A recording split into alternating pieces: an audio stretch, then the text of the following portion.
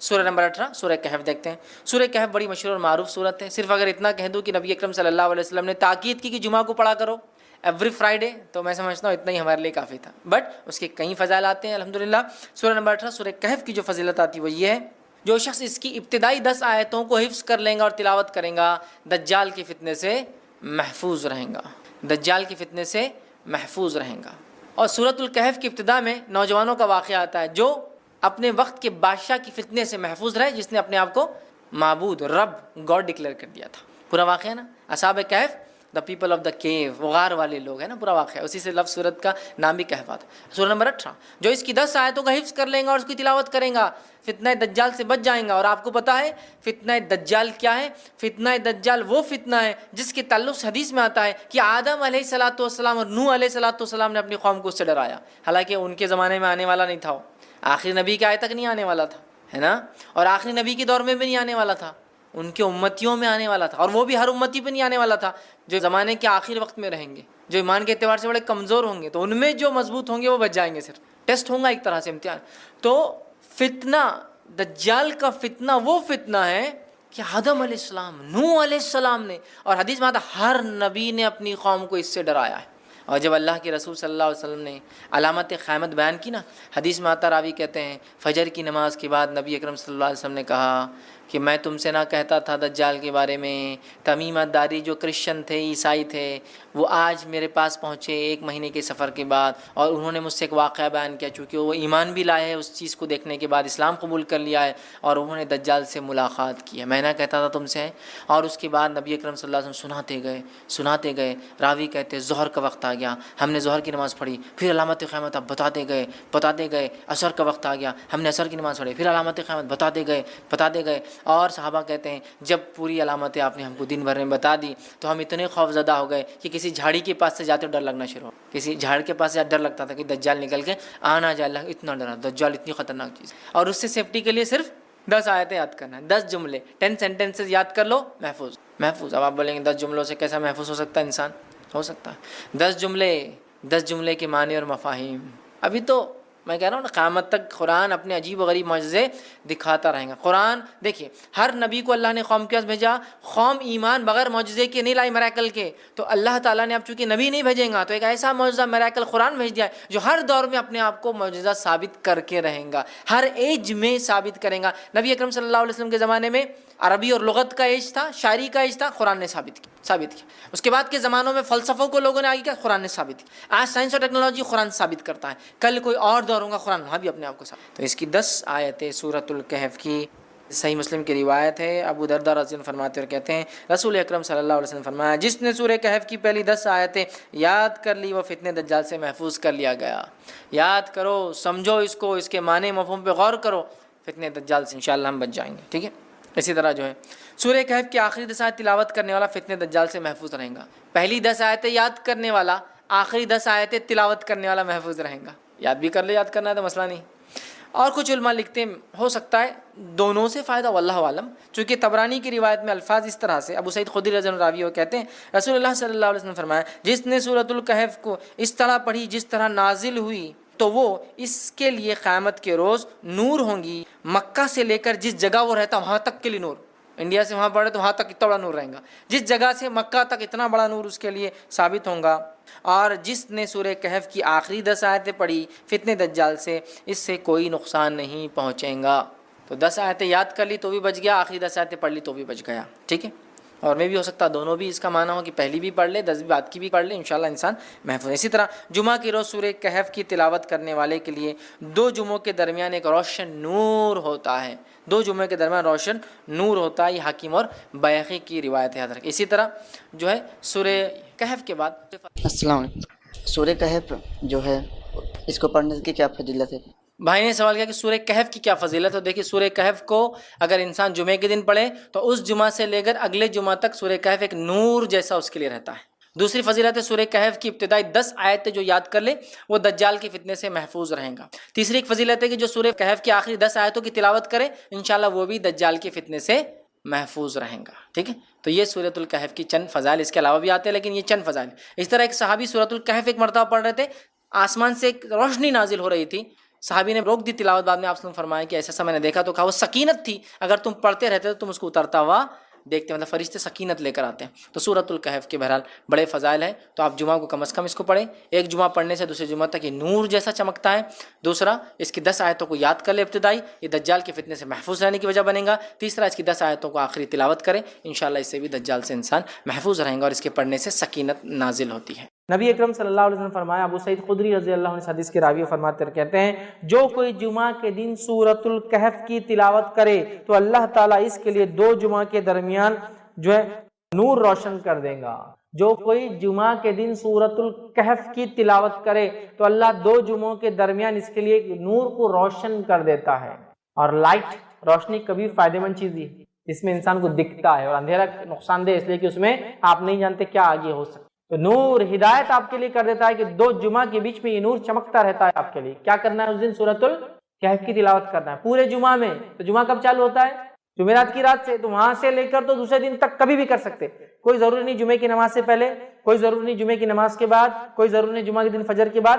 آپ مغرب کے بعد سے لے کر جمعرات تھرسڈے گزر گیا، مغرب ہو گئی، وہاں سے لے کر سیکنڈ ڈے تک کر سکتے ہیں۔ ایک ساتھ بیٹھ کے کیجئے، یا ایک ساتھ نہیں ہو سکتے کسی وجہ سے تو توڑ کے کیجئے، انشاءاللہ کوئی مسئلہ نہیں کہ بھائی کچھ شروع کر دیا، پھر بیچ میں ٹائم آ گیا، نماز وغیرہ جا کے آئے، پھر آپ کا کنٹینیو کر لیا، ماشاءاللہ ایک ہاف این آور ہارڈلی زیادہ سے زیادہ ختم ہو گیا آپ کا سورۃ الکہف۔ ضرور پڑھے۔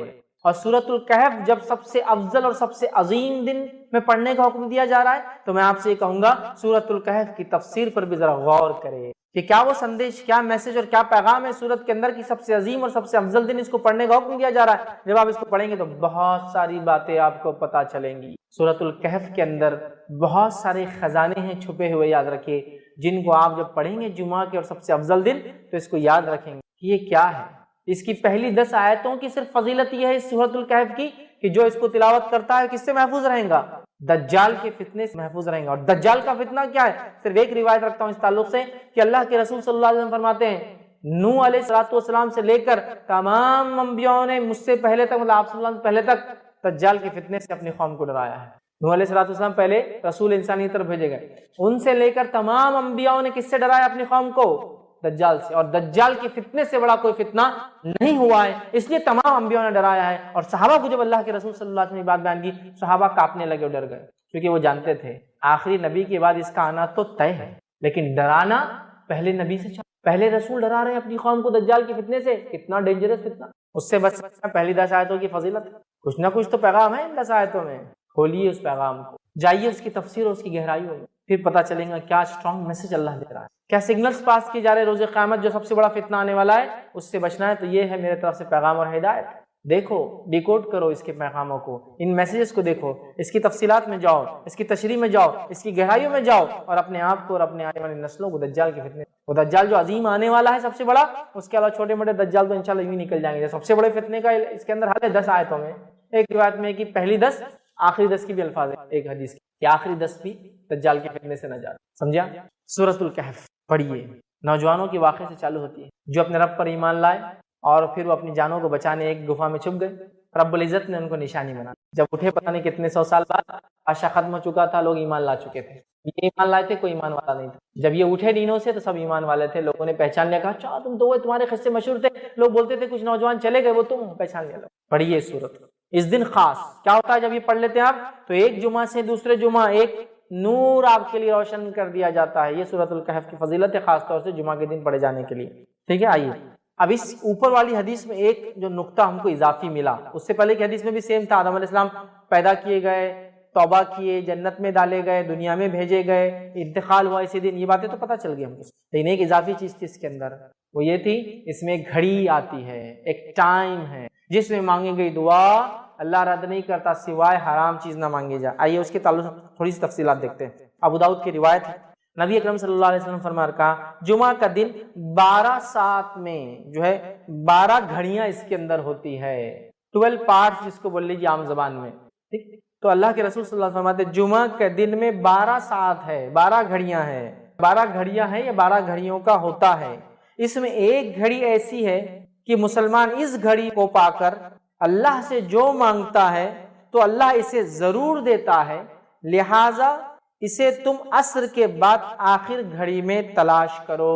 जुमा का दिन 12 घड़ियों में आपने फरमा रहे तकसीम होता है। इसमें एक घड़ी ऐसी है जिस घड़ी के अंदर, समझ, जिस घड़ी के अंदर जो मोमिन दुआ मांगता है अल्लाह उसकी दुआ को रद्द नहीं करता है, और इस घड़ी को तुम असर के बाद तलाश करो। ये आपसे फरमाते हैं, और तुम असर के बाद आखिरी घड़ी में इसको तलाश करो। तो गोया जुमा पूरा दिन है, पूरे दिन में असर के बाद से लेकर, और हम जानते हैं ना दिन कब बदलता है, तो मैं समझ रहा हूँ इल्म होगा, दिन मगरिब से बदलता है इस्लाम में। रात के 12 बजे के चक्कर में मत जाइए, ठीक है, मगरिब से दिन बदलता है। इसकी दलील क्या है, बहुत ज्यादा तफसीलात में नहीं जाऊंगा। जब रमजान का महीना आता है तो पहले क्या पढ़ते हैं, तरावी, और बाद में रोजा रखते हैं ना।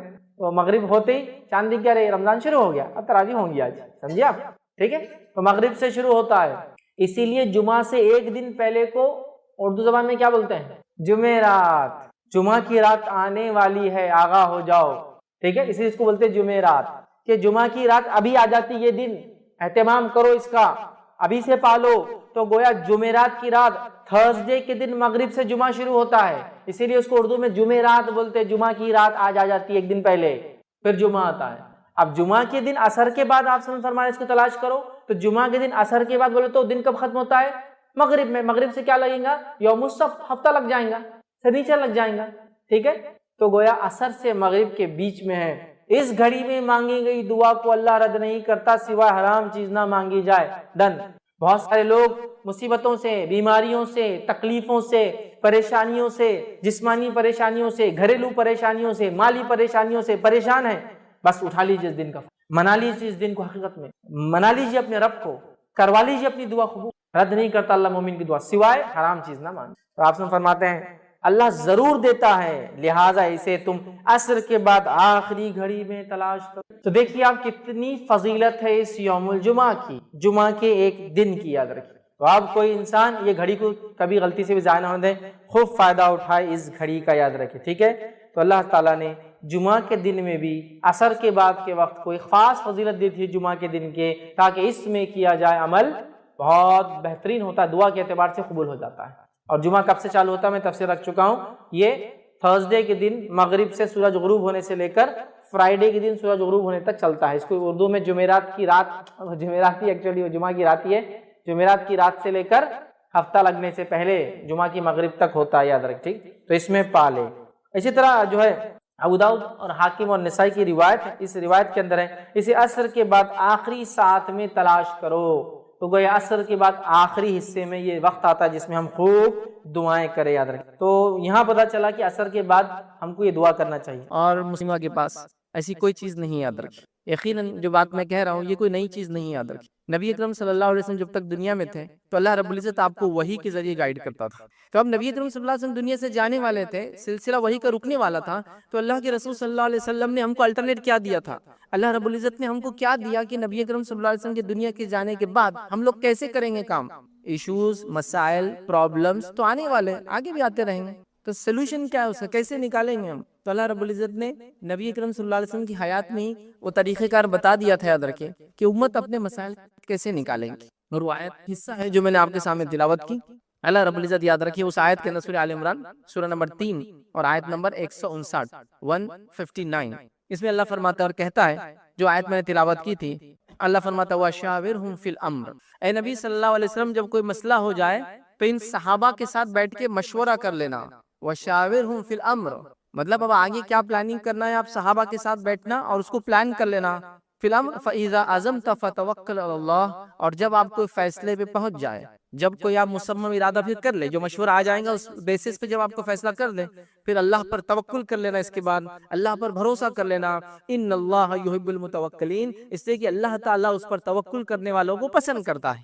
आगे बात, तो क्या कहा, मशवरा कर लेना। नबी अकरम सल्लल्लाहु अलैहि वसल्लम है और एक किले का जो है घेराव किया जा रहा है, यहूदियों का किला है, नबी अकरम सल्लल्लाहु अलैहि वसल्लम इससे मौजूद है, और आप सल्लल्लाहु अलैहि वसल्लम सहाबा से कहते हैं कि फुला जगह हम पड़ाव डालेंगे। एक सहाबी कहते हैं कि अल्लाह के रसूल सल्लल्लाहु अलैहि वसल्लम, मेरा मशवरा है कि पड़ाव यहाँ नहीं वहाँ डालेंगे। कहा क्यों? कहा क्यों? तो अल्लाह के रसूल, हम जिन यहूदियों से लड़ने आए, इनके पास जो हथियार है वो इतने अच्छे हैं कि वो यहाँ तक उसकी रेंज है, यहाँ तक वो हथियार पहुंच जाते, जहाँ खेमे की आप बात करें। अल्लाह के रसूल फरमाया ठीक है, हम खेमा पीछे लगाएंगे। देखिए, एक सहाबी के मशवरे पे बात हुई। जंग ओहद के लिए नबी अकरम सल्लल्लाहु अलैहि वसल्लम मशवरा करते सहाबा से कि मेरे सहाबा क्या कहते हो, اندر رہ کے ڈیفنس کرے، باہر جا کے آفینسو لڑائی کرے. صحابہ کہتے ہیں جو نوجوان صحابہ تھے اللہ کے رسول ہم باہر جائیں گے اور لڑیں گے. اس کے بعد اللہ کے رسول نے کہا ٹھیک ہے ہم باہر جا کے لڑیں گے. آپ کا بختر، آپ کا جو چیسٹ کے لیے گارڈ آتا تھا وہ جب لگایا جا رہا تھا تو کچھ صحابہ جو بزرگ عمر کے تھے انہوں نے کہا کہ تم نے کیا کر دیا، یہ نبی اکرم صلی اللہ علیہ وسلم باہر جائیں گے ان کی جان کو خطرہ ہے. تو یہ بہت پھر شرمندہ اور نادم اور فوراً دوڑے کہا اللہ کے رسول ہم چاہتے ہیں کہ وہ ڈیسیجن آپ واپس لے لے جو ہم نے مشورہ دیا تھا آپ کو کہ باہر نکل کے لڑیں گے، کیونکہ آپ کی جان کا اب ہم کو ڈر لگ رہا ہے. تو اللہ کے رسول نے فرمایا کوئی نبی کی شان کے لائق یہ بات نہیں ہے کہ وہ ایک بار بختر پہن لے، جنگ کے لیے تیار ہو جائے تو پھر وہ جنگ کیے بغیر پیچھے ہٹے. اب نہیں ہو سکتا. یہ تو فیصلہ ہو گیا صحابہ کا مشورہ. تو ہم کو وہی کا سلسلہ تو بند ہو گیا. اللہ رب العزت نے قرآن اور سنت کے ذریعے قیامت تک آنے والے سارے مسئلے میں ہم کو گائیڈ کر دیا، لیکن کچھ مسائل آتے رہیں گے امت کے سامنے، تو کیسے حل کریں گے امت؟ یہ طریقہ ہے، وہ ہے وَشَاوِرْهُمْ فِي الْأَمْرِ. چلو مشورہ کرتے ہیں مسائل کے اوپر. فَإِذَا عَزَمْتَ فَتَوَكَّلْ عَلَى اللَّهِ. پھر جب فیصلہ کر لو اس معاملے میں اس مشورے کے اندر پھر اللہ پر توکل کرو. اللہ توکل کرنے والوں کو، اپنے بھروسہ کرنے والوں کو پسند کرتا ہے. تو یہ ہے طریقہ آگے چلنے کا. اور یہ جو میں نے شروع میں کہا تھنک ٹینک، ایسے لوگ جو سوچے امت کے بارے میں، یہ آیت اس کی دلالت کرتی. آئیے دوسری آیت اللہ رب العزت کیا فرماتا ہے اس آیت کے اندر. اور یہ آیت یاد رکھیں سورہ نساء اس کی آیت نمبر جو ہے 83 ہے، 83 نمبر کی آیت ہے. اللہ فرماتا اور کہتا ہے اور جب ان کے پاس امن یا خوف کی کوئی خبر جو ہے پہنچتی ہے، یہ منافقین کے بارے میں بات ہو رہی، جب ان کے پاس کوئی خوف کی امن کی خبر پہنچتی ہے تو اس جو ہے اسے مشہور کر دیتے ہیں. تو منافق کیا کرتے ہیں، اس سنی باتوں پہ چیزوں کو مشہور کر دیتے تھے. جیسا خبر آ گئی نعوذ باللہ مسلمان ہار گئے، بس مشہور کر دیا. پہلے خبر آ گئی کہ مشرکین بہت تعداد میں آ رہے، پھیلا دیا مسلمانوں میں تاکہ ایک ڈر خوف ہو جاتا نا. اب کسی فوج سے پہلے کو پھیلا دے وہ اتنے بڑے فلاں ہیں. تو اللہ فرماتا ہے اور جب ان کے پاس امن یا خوف کی کوئی خبر آتی ہے، پہنچتی ہے، تو اس کو مشہور کر دیتے ہیں. اور اگر اس کو پیغمبر مطلب رسول اللہ صلی اللہ علیہ وسلم اور اپنے سرداروں کے پاس اولو الامر جو ان کے اندر ہے، ذمہ دار جو صحابہ ہیں ان کے پاس پہنچاتے تو تحقیق کرنے والے اس کی تحقیق کر لیتے. تو یہ بات پھیلانے سے پہلے منافقین کیوں نہیں ایسا کرتے کہ اللہ کے رسول صلی اللہ علیہ وسلم کے پاس چلے جائے، ان صحابہ کے پاس جائے. اولو الامر تھے، ہر صحابی ایک درجے کا نہیں تھے، یاد رکھیے ہے نا. ابوبکر صدیق ہے اس کے اندر، عمر بن خطاب ہے اس کے اندر، عثمان بن عفان ہے اس کے اندر، علی بن ابی طالب اور دیگر یاد رکھیں جن کا درجہ ظاہر سی بات ہے سب سے اعلیٰ ہے. تو کیوں نہیں جاتے اور اپنے سرداروں کے پاس، نبی اکرم صلی اللہ علیہ وسلم خود موجود ہے، بڑے بڑے صحابہ ہیں ان کے پاس پہنچاتے اور وہ تحقیق کر لیں گے اور تحقیق کر کے جو ہے کر لیتے. اگر تم جو ہے اللہ کا فضل تم پر اور مہربانی نہ ہوتی تو چند اشخاص کے سوا سب شیطان کے پیروکار ہو جاتے. یہ فالتو خبریں سن کر، یہ فیک نیوزیں سن کر، یہ صرف جو باتیں یہ منافقین نے مشہور کر دی ہے، اگر یہ باتیں تم سنتے تو سب شیطان کے پیروکار ہو جاتے. مطلب اس پہ کوئی ڈیسیجن لے لیتے تم. فلاں قوم نے آپ پہ حملہ کر دیا، جبکہ انہوں نے حملہ نہیں کیا، وہ صرف آپ سے بات کرنے آئے، بات مشہور کر دی، اب مسئلہ ہو گیا نا.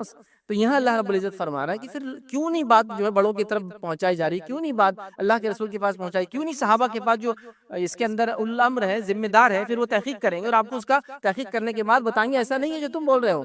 تو آج مسئلہ وہی یاد رکھیں، امت کے پاس کوئی ایسا گروہ، کوئی ایسا طبقہ، کوئی ایسی آرگنائزیشن، کوئی ایسی تنظیم نہیں ہے. میں یہ نہیں کہہ رہا ہوں بالکل نہیں ہے، لیکن اس کی کیا حالت ہے اور اس کا کیا حال ہے.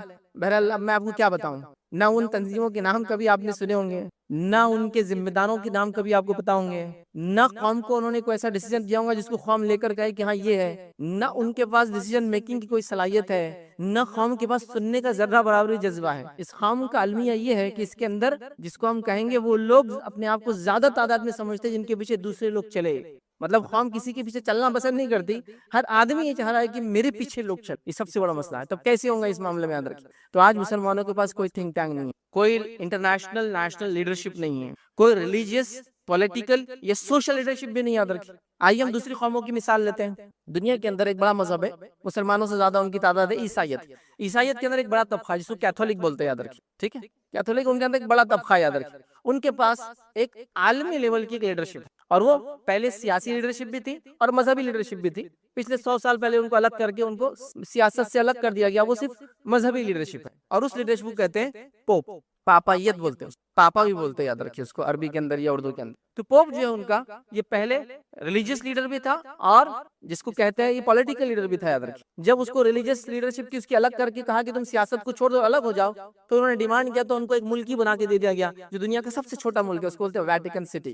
چونکہ ظاہر سی بات ہے ان کو وہ ذہنی طور سے بھی رکھنا تھا کہ ٹھیک ہے آپ کو ایک الگ ہی ملک بناتے ہیں، اس کی کرنسی بھی اپنی ہے، اس کا اسٹیمپ بھی اپنا ہے اور دنیا کا سب سے چھوٹا ملک ہے. آدھے میل بائی آدھے میل کا وہ ملک ہے. یاد رکھیے. مطلب بمشکل 700 میٹر بائی 700 میٹر کا پورا کنٹری. یاد رکھیے. اس کو بولتے ہیں ویٹیکن سٹی، اٹلی کے اندر آتا ہے. تو اس کو سیاست سے الگ کر دیا، مذہبی اس کو رہنما کر دیا. تو پورے کیتھولک چرچ اس کو آج بھی مانتا ہے. مطلب یہ کہ اگر اس نے کہہ دیا کہ فلاں چیز ہو تو سارے لوگ بعمل ہو جاتے ہیں. تو ایٹ لیسٹ ان کے پاس ایک ریلیجیس لیڈرشپ ہے. آپ کے پاس بتائیے کون سی لیڈرشپ. اگر آپ یہ کہتے ہیں کہ ہم جو حرم کے امام کو جو لیڈر مان لیں گے تو ہم میں سے تو ایک بڑا طبقہ کہتا ہے وہ تو کافر ہے, تو وہ ظاہر سی بات ہے لیڈرشپ کیسی ہوں گی. ایک بڑا مسلمانوں کا طبقہ کہتا ہے کہ ان کے پیچھے تو نماز ہی نہیں ہوتی, حج عمرے کو جاتے ہیں تو الگ سے نمازیں پڑھتے ہیں, تو اب وہ لیڈرشپ بھی فیل ہو گئی. اب کس کو آپ لیڈر مانیں گے؟ مطلب ویٹیکن سٹی ان کا ایک چرچ ہے, اس کی ایک بہت مقدس جگہ ہے ان کے اعتبار سے, تو وہ اس کے لیڈر کو دنیا کا عالمی لیڈر مانتے ہیں. آپ کے پاس کیا ہے؟ آپ تو حرم کے امام کو مسلمان نہیں ماننے کو تیار ہے. اکثر لوگ ان کے پیچھے نماز نہیں ہوتی, وہ تو فلاں ہے. اور مطلب آپ کا اور ہم امت مسلمہ اکثریت کا یہ کہنا ہے کہ نعوذ باللہ اللہ تعالیٰ اپنے گھر کی بھی حفاظت نہیں کر پایا اور وہاں ایسے لوگوں کو مسلط کر دیا جن کے پیچھے میری نماز ہی نہیں ہوتی ہے. اللہ اللہ, اب کیا کریں گی امت بتائیے. تو امت کا یہ حال ہے. تو یہ ہوا ریلیجیس لیڈرشپ. اب سیاسی لیڈرشپ تو مجھے بتانے کی ضرورت نہیں ہے آپ کو. عالمی سطح پر کس کو بتائیں گے آپ کہ یہ ہمارا رہنما ہے؟ میں دیگر دنیا کے ممالک کے 50 بڑے بڑے ایسے اشخاص کے نام لے سکتا ہوں کہ آپ کہیں گے ہاں یہ عالمی لیڈر ہے. ان کو دیکھ کے لگتا ہے کہ ملک اور ملت کے لیے انہوں نے اور اپنے اسٹیٹ کے لیے کچھ نہ کچھ کیا. ایک فہرست ہے بھائی, ایک لمبی, مطلب اتنی لمبی ہے یہود و نصارہ کی اور دیگر اقوام عالم کی کہ میں اس کو گنا بھی نہیں سکتا ہوں. آپ کو ایسا بتائیے چلیے مسلمان دنیا کے اندر, عالم اسلام جس کو عام زبان میں کہتے ہیں, مسلم دنیا کے اندر جس کے اندر کم و بیش 50 سے زائد 56 سے 57 ملک ہیں, ان 56 سے 57 ملک کا ایک رہنما بتائیے جس کو آپ کہیں گے یہ ہمارا پولیٹیکل لیڈر ہے, یا یہ سیاسی فکر ہم سمجھتے ہیں اور یہ سیاسی فکر صحیح ہے. بتائیے آپ. ہر طبقہ دوسرے طبقے کو جو ہے کافر, منافق اور ان کے پیچھے تو نہیں چلا سکتا. تو آپ کے پاس نہ ریلیجیس لیڈرشپ باقی رہی, نہ سوشو پولیٹیکل لیڈرشپ باقی رہی. مطلب وہ رہنمائی یا وہ لوگ جو جن کو آپ سوچیں کہ ہاں یہ سوچتے ہمارے بارے میں اور یہ چاہتے ہیں, بلکہ عالمی سطح پر ہمارے ممالک کا یہ حال ہے. یہ تھنک ٹینک نہیں ہونے کا نتیجہ یاد رکھیں. نبی اکرم صلی اللہ علیہ وسلم, خلفاء راشدین, صحابہ کا دور 110 ہجری تک چلا, یاد رکھیں. صحابہ کا دور, تابعین کا دور کم 250 سال, اس کے تبع تابعین کا دور یاد رکھیں. ان ادوار کے اندر آپ دیکھیں گے مسلمان دنیا کے لیڈر تھے, یہ پالیسی میکر تھے, دنیا ان کے مطابق چلتی تھی, یہ دنیا کے حاکم تھے. یاد رکھیں دنیا جو بستی تھی اس زمانے میں وہ میجر حصہ ان کے پاس تھا, مطلب جس پہ دنیا بستی, ہیومن سیویلائزیشن جہاں جہاں تھی, جہاں بستی تھی, وہ سب ان کے کنٹرول میں تھا. یاد رکھیے سمجھ لیجیے آپ صلی اللہ علیہ وسلم دنیا جانے کے 200 سال بعد کا یہ حال ہے, اور وہاں سے پھر وہی سلسلہ الحمدللہ تقریباً 15ویں 16ویں صدی تک چلا. اس کے بعد زوال کا دور چالو ہوا, پھر یورپین سائروں نے کولونائزیشن کیا اور پھر مسلمان ممالک کو ٹکڑے ٹکڑے کر کے بانٹ لیا. تم یہ لے لو, تم وہ لے لو, تم وہ لے لو. مطلب مسلمانوں کی جان مال عزت اور ممالک جو ہے یہ ایک کیک کی مانند تھا, جو آ رہا ہے بس کاٹ رہا ہے, جتنا حصہ لینا چل تو کھا لے, اتنا حصہ اس کو دے دے, بچاؤ پھینک ڈالو, ان کی ضرورت نہیں. یہ حال کیا پھر. یاد رکھیں ہم بھول گئے, یاد رکھیں سب بھول گئے. یاد رکھیں کوئی لیڈر نہیں ہے, کوئی لیڈرشپ نہیں ہے, نہ کوئی ریلیجیس لیڈرشپ ہے, نہ کوئی سوشل لیڈرشپ ہے, نہ کوئی پولیٹیکل لیڈرشپ ہے, کچھ بھی نہیں. یاد رکھیں ہمارے پاس. کیوں امت اس حالت میں پہنچی؟ آپ کیسے اس حالت کو دور کیا جائے؟ فیوچر پلاننگ کیسی کریں گے امت بتائیے؟ کل کیا ہونے والا آپ کیسے وہ کریں گے؟ فلاں مسئلہ آ گیا, کسی کو پتا بھی نہیں مسئلہ کیا ہے, تعجب کی بات یہ ہے. اب کیسے سمجھائے؟ مذہبی رہنماؤں کو جا کے بیٹھ کر بتانا پڑ رہا ہے. اس کا بھی بیٹھنے کا ایک طریقہ ہی ہے, شیخ کے پاس بیٹھنے کا طریقہ رہتا ہے, دو زان ہو کر بیٹھنا, عزت کے ساتھ بیٹھنا, احترام کے ساتھ بیٹھنا, ان کے وقت کے ساتھ بیٹھنا, ان کے سامنے جا کے بیٹھنا, نظروں کو نیچے رکھنا, پھر انہیں وقت دینا, پھر آپ نے ان کو مسئلہ سمجھانا کہ انہوں نے فیصلہ لینا اگلا کیا کرنا ہے. تو اگلا آدمی خود بولتا ہے یہ کیا فیصلہ دیں گے آدمی میرے, جس کو مسئلہ سمجھانے کے لیے مجھے 4 گھنٹے 40 دن لگے, پہلے جا کر ٹائم لے کر 4 گھنٹے میں سمجھا پائے, تب بھی ان کو سمجھا اچھا ٹھیک ہے آپ بول رہے تو ہم بول دیتے ہیں. کیا فیصلہ ہوں گا میں نہیں سمجھ پاتا ہوں امت کا, ان کا مستقبل کا, سیاسی حالات کا, سماجی حالات کا, ٹیکنالوجی وائز جو حالات آ رہے ہیں, چلو باقی چھوڑ دو, سائنس اور ٹیکنالوجی کی ترقی کہاں پہنچ رہی ہے. یاد رکھیے اب کیسے آپ کو کوئی گائیڈ کرے گا کہ کل جو آنے والی ٹیکنالوجی اس میں حلال و حرام کیا ہے, کھانے پینے سے لے کر دوائیوں سے لے کر ہر چیز میں ٹیکنالوجی کس لیول پر جا رہی ہے آپ سوچ بھی نہیں سکتے. مطلب جو چیزیں پہلے سمجھ میں نہیں آتی تھی, دکھتی نہیں تھی, وہ آپ اب محسوس کر سکتے ہیں. جو پہلے آپ مثال لے لیجیے میرے, آپ نے انگور کھایا, اس سے پہلے آپ بیج والا انگور کب کھایا تھا آپ نے سے پہلے؟ آپ سمجھ رہے؟ تو سائنس اور ٹیکنالوجی کہاں جا رہی ہے. یاد رکھیں آپ نے سنترا اور موسمبی تو کھائی تھی, لیکن اس کے بیچ کے کتنے فروٹس آ گئے, کتنے, اس کسی کینو بولا جا رہا ہے کہ سنترے کی طرف زیادہ, موسمبی کی طرف کم فلاں ہے. یہ سب سائنس ٹیکنالوجی کا نتیجہ ہے کہ کئی الگ الگ پھلوں کو ملا کر اگلے پھل دے رہے. اب نیکسٹ پلاننگ یہ کہ کئی جانوروں کو ملا کر اگلی نسل تیار کریں گے, جو جانور کھائیں گے نہیں کھائیں گے ہم. پھر پھلوں میں اور سبزیوں میں تو ٹھیک ہے ساری چیزیں حلال ہے ہمارے لیے, لیکن باقی دیگر جانوروں کے اندر تو حلال حرام کا مسئلہ ہے نا, کہ فلاں جانور سے فلاں کراس کر کے ہم فلاں بنائیں گے. جینیٹیکل انجینئرنگ جس کو کہتے ہیں, کس لیول پر جا رہی ہو. تو اگلا کیا کریں گے 10 سال بعد جو چیزیں آئیں گی, آپ سمجھ رہے ہیں؟ مطلب ایسی چیزیں آنا چالو ہو گئی. مطلب آپ جیسا پہلے لکڑی استعمال کرتے تھے, تو لکڑی کی آپ کوئی چیز بنائیں گے, پلین لیول بنائیں گے, لگائیں گے, وہ ٹائم تو پلائی ووڈ بول کی چیز آ گئی تھی. لکڑی کو لے کے کمپنی میں پروسیس کر کے ایسی پلین تختے بنا دی جا رہے تھے کہ آپ جیسے کاٹو اور بنا لو. تو آپ کو پتا ہے آج کل گوشت اور میٹ میں بھی ہوتا ہے, مطلب مختلف جانور گوشت لے کے اس کو چٹکا کر مارکیٹ میں بیچا جاتا ہے, اس کو جیلیٹن بولتے ہیں. یاد رکھیں مطلب ایسا ہے کہ آپ جتنے سائز کا میٹ چاہے اتنے سائز کا آپ کو مل جائے گا, اور آپ وہ کریں تو کیا یہ شرن کیا اس کی حکم ہوگا؟ ابھی آپ کو لگ رہا بہت دور ہے، 10 سال بعد ان چیزوں کو آپ بکتے ہوئے نظر آئیں گے آپ کو مارکیٹ میں، پھر ہمارا مسئلہ کیا ہوگا؟ کون ہم کو جواب دیں گا؟ دواؤں کے اندر فلاں فلاں ادویات میں فلاں فلاں چیزیں میں کون بتائیں گا امت کو؟ کوئی گائیڈنس ہی نہیں کہ فیوچر کیا ہونے والا امت کا، کون بتائیں گا؟ کوئی تیاری نہیں امت کی یاد رکھی، نہ بتانے والوں کو علم ہے، نہ سمجھنے والے شعور حاصل کریں۔ مطلب جہاں کچھ لوگ ہیں بھی جن کے پاس وہ صلاحیت ہے، وہ لیڈرشپ ہے، وہ سمجھا سکتے ہیں، خواہ ان کے پیچھے چلنے کو تیار نہیں۔ مسئلہ یہ بھی ہے چونکہ ہر آدمی کہہ رہا ہے میرے سے زیادہ ہوشیار تو دنیا میں موجود نہیں ہے کوئی، کیسے ہوں گا امت کا؟ یاد رکھیے اب اس کے بعد جب لیڈرشپ ختم ہو گئی، یاد رکھیے تھنک ٹینک نہیں رہا ہمارے پاس، انٹلیکچوئلس ہمارے پاس نہیں رہے، ان لوگوں نے آرگنائزیشن کریٹ نہیں کی، تو ہمارے پاس کوئی پالیسی نہیں رہی۔ یاد رکھیے کہ ہم کیسے جئیں گے، کیا کریں گے، کیا کھائیں گے، کب نہیں کھائیں گے، کیا پڑھیں گے، کیا نہیں پڑھیں گے، کہاں بچوں معصیت اللہ جن چیزوں سے ناراض ہوتا ہے ان کو ڈٹ کر کرتے ہیں، دنیا جن چیزوں سے ناراض ہوتی ہے اس کو چھوڑنے کی کوشش کرتے ہیں۔ مطلب اللہ جس سے ناراض ہو اس کی اتنی فکر نہیں ہوتی کہ اس کے چھوڑنے سے کیا ہوگا۔ دنیا اگر ناراض ہوتی ہے، حکومت اگر ناراض ہوتی ہے، ڈپارٹمنٹ اگر ناراض ہوتے ہیں، ہے نا، تو پھر ہم اس کے لیے سب کچھ کرتے ہیں۔ جیسا کہ میں یہ چاہتا ہوں کہ انکم ٹیکس میرے اوپر ریٹ نہ ڈالے، تو لہٰذا میں انکم ٹیکس ڈپارٹمنٹ کو وقتاً فوقتاً تمام وہ چیزیں فراہم کرتا رہتا ہوں اور ٹیکس پے کرتا رہتا ہوں۔ لیکن وہ خوف جو انکم ٹیکس ڈپارٹمنٹ کے تعلق سے دل میں ایک نظر آ رہا ہے، اتنا خوف زکوٰۃ کے معاملے میں نظر نہیں آتا ہے کہ اگر زکوٰۃ نہیں دوں گا تو جو ہے کائنات کا بنانے والا مالک میری پکڑ کرے گا۔ مطلب گویا انکم ٹیکس سے اس لیے ڈر لگتا ہے کہ ڈپارٹمنٹ پکڑ لیں گا، مال پر ہاتھ ڈالیں گا، ہے نا، عزت پر بات آ سکتی ہے، لوگ جب گرفتار ہو کے جائیں گے، نہیں پے کرتا تھا، ہے نا۔ لیکن یہی ڈر کبھی اللہ کے معاملے میں نظر نہیں آتا کہ اگر ہم زکوٰۃ برابر نہ دے تو اللہ بارش کو روک دیں گا، اللہ ہمیں جو ہے نقصان پہنچائیں گا، ہماری جان و مال کی حفاظت جو اللہ چھوڑ دیں گا۔ یاد رکھیں جس مال کی زکوٰۃ دی جاتی ہے اللہ اس کی حفاظت کرتا ہے، تو وہ ڈر نظر نہیں آتا۔ تو میں یہ کہنا چاہ رہا ہوں کہ آج دنیا کے بہت سارے خوف ہمارے دل میں ہیں، آج دنیا کی بہت سارے ڈر ہمارے دل میں ہیں، لیکن جیسا ڈر اللہ سے ہونا چاہیے، جیسا ڈر جہنم سے ہونا چاہیے جو اللہ رب العزت نے بنائی ہیں، جیسا ڈر اللہ کے غضب سے ہونا چاہیے کہ کہیں اگر ہم گناہ اور معصیت کے کام زندگی میں نہ چھوڑے تو اللہ غضب کریں گا، اللہ سخت پکڑ کریں گا، اللہ سخت پرسش کریں گا، اللہ جو ہم سے سوال کرنے والا ہے۔ اتنا ڈر نظر نہیں آتا جتنا دنیا کے معاملات میں، ٹیچر کیا سوال کریں گا، ایگزام میں پیپر میں کیا آ جائیں گا، ڈپارٹمنٹ کیا مجھے فلاں کریں گے، اگر یہ کام نہیں کروں گا تو اس کا اثر میں تجارت پر ایسا آئے گا۔ تو ہم دنیا کے سارے ڈر اپنے دل میں لیے ہوئے سوائے اس ڈر کے جو اللہ کا ڈر ہمارے دل میں ہونا چاہیے۔ اور یہ بہت اہم چیز ہے یاد رکھیے، خشیت الہی جس کو ہم اللہ کا ڈر، ٹھیک، اس لیے کہ جب یہ نکل جاتا ہے تو انسان بے باک ہو کر گناہ کرتا ہے، اور جب یہ ہوتا ہے تو ہر گناہ سے پہلے اس کو کہیں نہ کہیں دل میں ایک ملامت ہوتی ہے، اور بہت سی بار وہ ملامت، وہ گناہ اس کو آمادہ کرتے ہیں کہ انسان جو ہے نیکی کی طرف جو آئے۔ تو یہ بڑی اہم بات ہے، یاد رکھیے اس چیز کو سمجھنا یہ وقت کی ضرورت ہے۔ ہم جیسا دیگر چیزوں سے دنیا میں ڈرتے ہیں اس سے کئی گنا زیادہ ہمیں اللہ کا ڈر ہونا چاہیے، اور ایسا ڈر جو ہمیں صحیح سمت میں لے کر چلے، ایسا ڈر جو ہمیں گناہوں سے بچنے میں جو مدد کرے، ایسا ڈر، ایسا خوف، ایسی خشیت اللہ کی کہ جو ہمیں جو ہے معصیت کے کاموں سے روک لی، بڑی اہم چیز ہے۔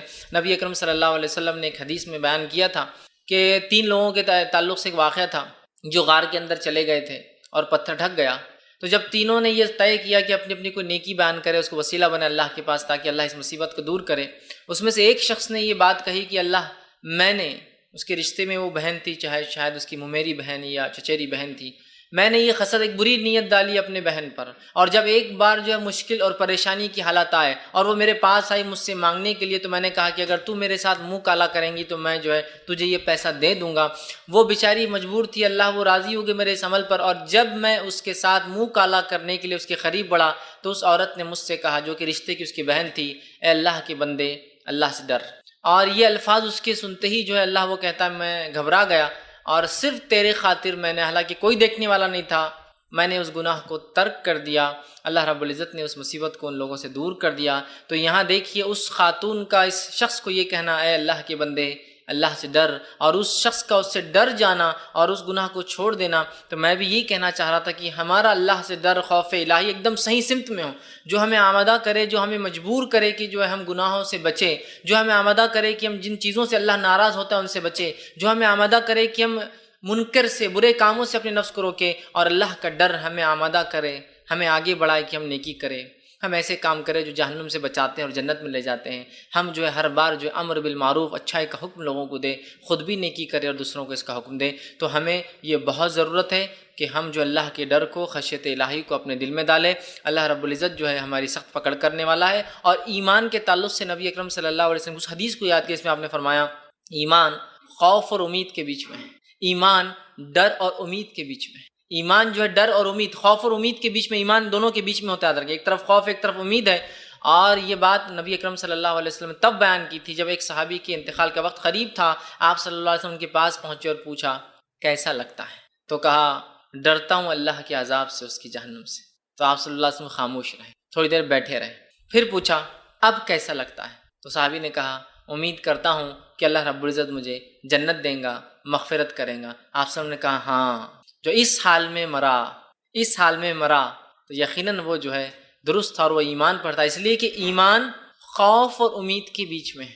خوف ایک طرف اور امید. ڈرتا بھی ہوں کہ گناہوں کی وجہ سے پکڑ ہوں گی، امید بھی رکھتا ہوں کہ اللہ اس کے باوجود بھی انشاءاللہ معاف کریں گا. تو یہی بڑی اہم چیز ہے. لیکن یہ بات یاد رکھیے ایمان صرف امید کے ساتھ جڑا نہیں، خوف اور امید کے بیچ کا حصہ ہے. وہ ہم کیا کر رہے ہیں؟ صرف امید اور امید. میں نے یہ گناہ کیا اللہ انشاءاللہ معاف کر، میں نے فلاں کیا اللہ مجھے معاف کر، میں نے زکوٰۃ نہیں اللہ مجھے معاف کریں گے، میں نے نماز نہیں پڑھی اللہ مجھے معاف کریں گے، میں نے روزے نہیں رکھی اللہ معاف. ہم صرف امید اور امید رکھ رہے ہیں. خوف اور امید کے بیچ ہے اسلام ایمان. پہلے خوف کی کہیں میری زکوٰۃ پہ اللہ پکڑ نہ کرے، یا اللہ میں توبہ کرتا ہوں تو اس سے اور اب دوں گا، امید ہے کہ اللہ مجھے معاف کریں گے. سمجھ رہے؟ خوف اور امید کے بیچ میں ایمان ہے. خوف ہے مجھے کہ اللہ جو ہے میں نے فلاں معصیت کی تو پکڑ لے تو میں تو کہیں کا نہیں رہوں گا. امید کرتا ہوں اللہ میں نے تجھ سے توبہ کی تھی تو اس توبہ کو بھی قبول کریں گا. تو خوف اور امید کے بیچ میں یاد رکھیے ایمان ہے. دونوں کے بیچ کا وہ حصہ یاد رکھیے. تو ہمیں بھی جو ہے اپنی کیفیت ویسے ہی بنانا ہے کہ خوف اور امید کے بیچ ہمیں رکھنا ہے اپنے آپ کو. یہ بڑی اہم چیز ہے یاد رکھیے، خوف اور امید کے بیچ ہم رہیں. ورنہ آج ہم دیکھ رہے ہیں صرف امید کر رہے ہیں کچھ لوگ، اور کچھ لوگوں کا حال ہے صرف خوف کا معاملہ کر رہے ہیں. ویسے خوف کا معاملہ بڑا کمزور نظر آتا ہے. امید ہی ہم لوگوں کو زیادہ ہے کہ ہمیں اللہ معافی کر دیں گا بس، اور خوف کا کوئی ایسی حالات یا کوئی بات نظر نہیں آ رہی ہے ہمارے. تو اس بات کو ہمیں یاد رکھنا ہے اور ہمیں اپنے دل میں اللہ تعالیٰ کا حقیقی ڈر، حقیقی خوف ہمیں پیدا کرنا ہے. اس لیے کہ اس کے بغیر ہم ایمان کی نہ چاشنی اٹھا سکتے ہیں اور نہ ہی اس کے بغیر کوئی شخص حقیقی ایمان والا کہلا سکتا ہے. تو ہمیں اللہ کا ڈر ویسے اپنے نفسوں میں پیدا کرنا ہے جیسے اللہ کا ڈر پیدا کرنے کا حق ہے. یاد رکھیے حق ہے. آئیے چند باتیں میں آپ کے سامنے اسی عنوان کے تحت رکھنے کی کوشش کروں گا جو کہ ایک بہت اہم عنوان ہے. ایسا عنوان جو انشاءاللہ ہمیں گناہوں سے بچائیں گا. ایسا عنوان کہ اگر یہ ڈر پیدا ہو جائے تو ہم جو ہے انشاءاللہ عزیز بہت سارے نیک کاموں میں آگے بڑھیں گے اور معصیت کے اور برائی کے کاموں سے اپنی نفس کو روکتے رہیں گے. اللہ رب العزت نے اسی بات کو یوں فرمایا اپنی کتاب کے اندر سورہ سجدہ سورہ نمبر 32 آیت نمبر 15 سے لے کر 17 میں اللہ نے مومنوں کی کچھ صفت بیان کی. آئیے اس صفت کے بارے میں اللہ کیا فرماتا دیکھیے. اللہ فرماتا ہے انما یؤمن بآیاتنا الذین اذا ذکروا بها خروا سجدا وسبحوا بحمد ربهم ولا يستكبرون. اللہ رب العزت کہہ رہا ہے کہ اللہ فرماتا ہے ہماری آیتوں پر وہی لوگ ایمان لاتے ہیں، جنہیں جب کبھی نصیحت کی جاتی ہے، اللہ کی آیتیں سنائی جاتی ہے تو وہ سجدے میں گر پڑتے ہیں. کیا کرتے ہیں وہ لوگ؟ سجدے میں گر پڑتے ہیں. اور آگے اور اپنے رب کی حمد اور اس کے بعد اس کی تسبیح اور بڑائی بیان کرتے ہیں. حقیقت میں اللہ سے ڈرنے والے، حقیقت میں نیک بندے، حقیقت میں مومن بندے وہ ہیں کہ جب اللہ کی آیتیں ان کو سنائی جاتی ہے، ان کو نصیحت کی جاتی ہے تو ان کے دل کانپ اٹھتے ہیں اس نصیحت اور وہ سجدے میں گر جاتے ہیں اور وہ اللہ کی حمد بیان کرتے ہیں، وہ اللہ کی تسبیح بیان کرتے ہیں اور وہ تکبر نہیں کرتے اپنے رب کے سامنے. مطلب اللہ کی آیتیں بتانے کے بعد نہ عمل کرنا تکبر کی علامت ہے. تو وہ تکبر نہیں کرتے اپنے رب کے سامنے. اور اللہ نے فرمایا وَهُمْ لَا يَسْتَكْبِرُونَ، اور وہ تکبر نہیں کرتے. تَتَجَافَ جُنُوبُهُمْ عَنِ الْمَضَاجِعِ، اور ان کے پہلو جو ہے وہ بستروں سے دور ہوتے ہیں. مطلب وہ راتوں کے وقت اللہ کی عبادت کرتے ہیں. دیکھیے ایک تو مومن کی صفت آیتیں سنائی تو دل نرم ہو جاتا ہے، بات کو سن لیتے ہیں، تکبر نہیں کرتے، اور جیسی اللہ کی آیتیں سنائی جاتی ہے تو سجدے میں گر پڑتے ہیں اور اس کی بڑائی بیان کرتے ہیں، اس کی حمد و ثنا بیان کرتے ہیں. یہ ان کی صفت. دوسرا آگے اللہ رب العزت کیا فرماتا ہے؟ اور ان کے پہلو بستروں سے الگ ہوتے ہیں، مطلب رات کی نماز قائم کرتے ہیں تو بستروں سے الگ رہتے ہیں. پھر فرمایا جو ہے مزہ یدعون ربهم خوفا وطمعا، اور اپنے رب کو وہ آواز دیتے ہیں، دعائی دیتے ہیں، دعا کرتے ہیں، پکارتے ہیں. کیسے؟ خوف اور امید کے ساتھ. اپنے رب کو آواز دیتے ہیں خوف اور امید کے ساتھ، چونکہ ایمان اس کے بیچ میں ہے. تو اللہ فرماتا ہے اپنے رب کو خوف اور امید کے ساتھ جو ہے پکارتے رہتے ہیں. اور پھر فرمایا تمام وَمِمَّا رَزَقْنَاهُمْ يُنْفِقُونَ، اور جو کچھ اللہ نے دیا اس میں سے وہ جو ہے خرچ کرتے ہیں. پھر اللہ نے فرمایا فَلَا تَعْلَمُ نَفْسٌ مَّا أُخْفِيَ لَهُم مِّن قُرَّةِ عَيْنٍ، اور وہ نہیں جانتے، ان کی نفس نہیں جانتی کہ ان کے رب نے ان کی آنکھوں کی کیسی ٹھنڈک تیار کر رکھی ہے. مطلب جنت کی بات ہو رہی کہ وہ لوگ جانتے نہیں، حالانکہ ان کی آنکھوں نے دیکھا نہیں ہے کہ ان کے رب نے کیا ٹھنڈک تیار کر رکھی، پھر بھی وہ اللہ کی آیتوں پر نرم ہوتے ہیں، سن لیتے ہیں، سجدے میں گرتے ہیں، تکبر نہیں کرتے، راتوں میں نمازیں قائم کرتے ہیں، اللہ نے رزق دیا خرچ کرتے ہیں، خوف اور امید سے اللہ کو پکارتے ہیں، اللہ نے فرمایا اور وہ اللہ کی جانتے نہیں کہ ان کے رب نے ان کے لیے کیا تیار کر رکھا آنکھوں کی ٹھنڈک کے لیے، مطلب چونکہ غائب کی بات جنت ہے، جزاء بما كانوا يعملون، یہ بدلہ ہوگا ان لوگوں کا جو دنیا میں وہ کیا کرتے تھے۔ تو یہاں مومنوں کی جب صفت گنوائی تو ایک صفت گنوائی خوف ہوں کہ وہ خوف کے ساتھ اپنے رب کو آواز دے پکارتے ہیں، خوف اور امید کے ساتھ اپنے رب کو پکارتے ہیں، ٹھیک۔ تو ہمیں بھی اس بات کو سمجھنا ہے کہ اللہ کا ڈر، خشیت الہی ایک بڑی اہم چیز ہے، اور اپنی نفسوں میں ہمیں پیدا کرنا ہے، اپنی اولاد کی تربیت اس پر کرنا ہے، اپنے آپ کو اس کے لیے تیار کرنا ہے، ورنہ اگر یہ پارٹ، یہ حصہ نکل گیا تو جس بے باکی سے آج دنیا کی محبت کا اظہار کرتے ہیں، دنیا کے پیچھے بھاگ رہے ہیں، وہ کبھی ختم ہونے والی، یاد رکھیے۔ جب تک کہ ایک انسان اللہ کا ڈر حقیقی معنوں میں اپنے دل میں نہ ڈال لے، جیسا کہ صحابہ، تابعین، تبع تابعین کی ہم زندگی دیکھیں، سلف صالحین کی، حقیقت میں وہ اپنے رب سے ڈرنے والے تھے اور خوف اور امید کے ساتھ اپنی زندگی جیتے تھے۔ آج افسوس کی بات ہے ہم صرف امید امید امید اور امید کے ساتھ جی رہے ہیں، جبکہ خوف اور امید دونوں کے بیچ میں ایمان ہے۔ خالی امید کے ساتھ ایمان جڑا نہیں ہے، خوف بھی ہو امید بھی ہو، اس دونوں کے بیچ میں ایمان ہے۔ تو ہم صرف جو ہے خوف کی بات، ہم ایمان کی بات مطلب جس کو کہیں گے، ہم صرف بات کریں امید کی، خوف بھی ہونا چاہیے۔ نبی اکرم صلی اللہ علیہ وسلم نے حدیث میں جو ہے اس تعلق سے اللہ کے ڈر، خشیت الہی کے تعلق سے بیان کیا، اور یہ جو ہے روایت جامع ترمذی کی ہے۔ آپ صلی اللہ علیہ وسلم نے فرمایا اور کہا، اللہ سے ڈرنے والوں کے تعلق سے حدیث ہے اور یہ حدیث قدسی ہے۔ آپ صلی اللہ علیہ وسلم نے فرمایا اور کہا، اخرج من النار من ذکرنی یوما او خافنی فی مقام۔ اللہ رب العزت فرماتا ہے اور کہتا ہے اخرج من النار، کہ اللہ رب العزت روز قیامت یہ حکم دیں گا فرشتوں کو، اخرج من النار، نکال لاؤ ان لوگوں کو جہنم کی آنکھ سے۔ حدیث قدسی مطلب حدیث قدسی وہ حدیث ہوتی ہے جس میں اللہ کے رسول صلی اللہ علیہ وسلم سیدھا اللہ سے بیان کرتے ہیں، تمہارا رب بیان کرتا، اللہ نے بیان کیا۔ تو اللہ کیا بیان کر رہا ہے سنیے، کہ اللہ تعالیٰ روز قیامت حکم دیں گا کہ آگ میں سے نکال لاؤ فرشتوں، کن لوگوں کو؟ من الناری ذکرنی یومن، جس نے مجھے یاد کیا ہو کبھی کسی دن، مطلب سچے دل سے۔ یاد تو ہم روز ہی کرتے ہیں اللہ کو، لیکن سچے دل سے نہیں ہے۔ قرآن بھی پڑھ رہے ہیں تو خیالات کہیں اور رہے، نماز بھی پڑھ رہے تو خیالات کہیں اور رہے، تسبیحات بھی پڑھ رہے تو سارے مسجد کا چکر لگا لے رہے کہ کون کیا کر رہا ہے، تو ہر چیز میں سچے دل سے جس نے مجھے ایک دن بھی یاد کیا ہو نکال لاؤ۔ اور آگے فرمایا یومن او اخافنی فی مقام، اور کبھی مجھ سے ایک بار ڈرا ہو اس کو بھی نکال کے لا لو جہنم سے۔ حقیقت میں کہ گناہ کرنے ہم جا رہے ہو اور اس گناہ کے وقت اللہ کے ڈر کی وجہ سے گناہ چھوڑ دے، لوگوں کے ڈر سے نہیں، یا رشتہ دار کیا کہیں، نہیں، صرف ایک کوئی نہیں تھا، جیسا کہ اس آدمی کا واقعات کیے جو اپنی بہن کے ساتھ ہی رشتے کی منہ کالا کرنا چاہتا تھا۔ وہ عورت نیک تھی لیکن مجبور تھی، اس نے آخر میں کہا جب آدمی بڑھنے لگا، اے اللہ کے بندے اللہ سے ڈر، اور وہ آدمی پیچھے ہٹ گیا۔ یہ اللہ کا ڈر، یہ بڑی اہم بات ہے، یاد رکھیے، یہ بڑی اہم بات ہے۔ تو اللہ کا ڈر، یا پھر یوسف علیہ السلام کو یاد کیجئے، جب جو ہے اس عورت نے یوسف علیہ السلام کے ساتھ منہ کالا کرنا چاہا، جسے مصر کی جو ہے بیوی نے، تو یوسف علیہ السلام کو کوئی دیکھنے والا نہیں تھا، بس اللہ کا ڈر، خشیت الہی، کہ وہاں سے بھاگ کھڑے ہوئے اور اپنے آپ کو انہوں نے محفوظ کر لیا اس عورت سے، اللہ نے ان کو بچا لیا۔ تو یہ بڑی اہم چیز ہے، اللہ کا ڈر، خشیت الہی۔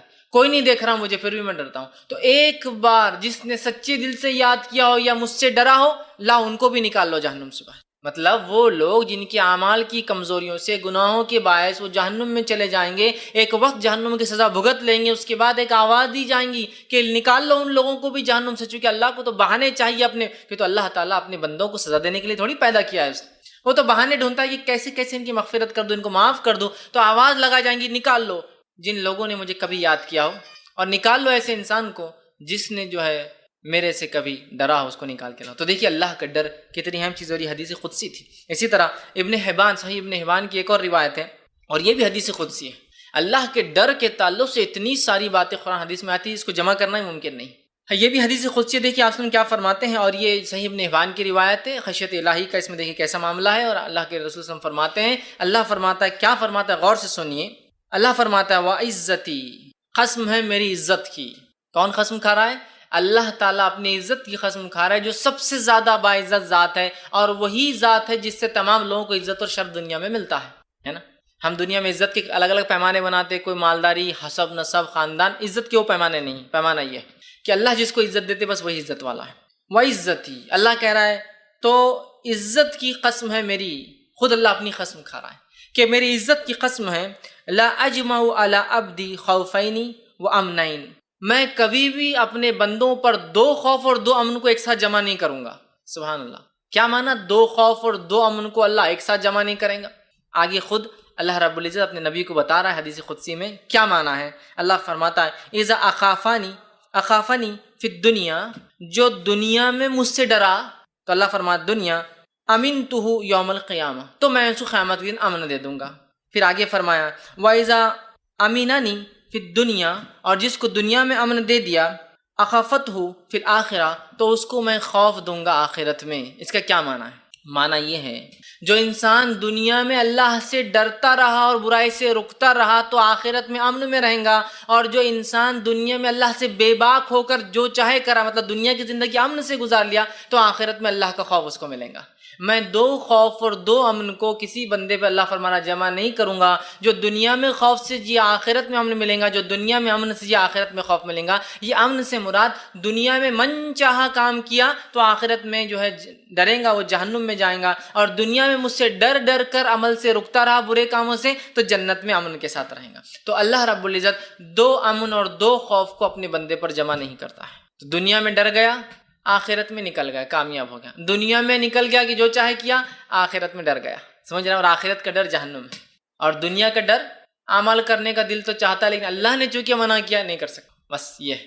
بہت سے لوگ بولتے ہیں اللہ نے یہ دل میں ڈالنا ہی نہیں تھا بات گناہ کی، کتنا مزہ آتا تھا نا.